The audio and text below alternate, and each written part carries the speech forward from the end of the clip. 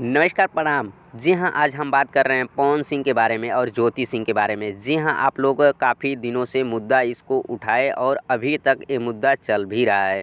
जी हाँ, बता दें कि पवन सिंह बोले थे कि वो मेरी पत्नी काफ़ी दिनों से, और मैं उसको छोड़ने के बाद जो कि मेरा जो तलाक हुआ था उसके बाद मैंने शादी आज तक नहीं की।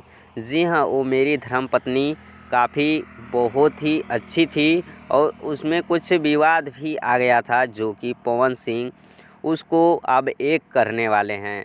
जी हाँ, उसी में पवन सिंह को बता दें कि आरा में इनका टिकट होने वाला है सांसद का।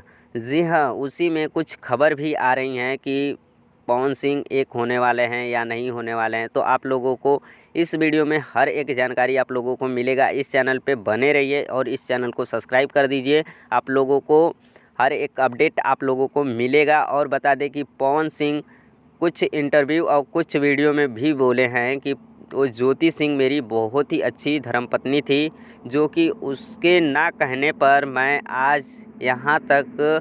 और बता दें कि आज उनके घर में बहुत ही दुखद है, आज सांसद का टिकट मिलने वाला है। अगर मेरी पत्नी रहती तो मेरे को सपोर्ट करती।